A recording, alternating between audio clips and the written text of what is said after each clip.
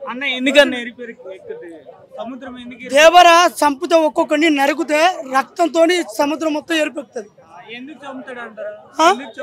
తను నమ్ముకున్న ఒక 4 ఊర్లకు ఇంకోటి ఏంటంటే ఆయుధాలు అక్రమంగా సరఫరా చేసే వీళ్ళ అనుచరులే వీళ్ళకి తెలియకుండా చేసే క్రమంలో ఎన్టీఆర్ అని వచ్చి వాళ్ళందరినీ నరికి రక్తాన్ని సముద్రంలో రక్తాన్ని ఎరిపి చేస్తాడు. ఎన్టీఆర్లు 2 ఉన్నారు, తండ్రి ఉన్నాడు, కొడుకున్నాడు. అంటే ఎన్టీఆర్ అసలు ఎందుకన్నా చంపుతాడు? ఇంకొక ఎన్టీఆర్ చంపుతాడు అంటారు.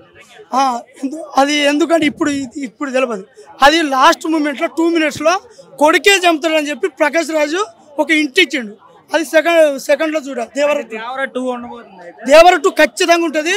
దీనికంటే ఇంకా 100 జనతా గ్యారేజ్ ఇంచప్ నువ్వు అన్నావు కదా, దానికి ఇది ఎట్లా దీనికంటే ఇంకా డబుల్ ఉంటుంది. సినిమా మెసేజ్ ఏంటన్నా? సినిమా మెసేజ్ ఏం లేదు, మనల్ని నమ్ముకున్నని అన్ని ఆగం చేయొద్దు.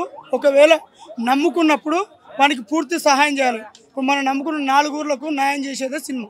ఓకే, జాన్వీ కపూర్ గారి పర్ఫార్మెన్స్ ఎలా?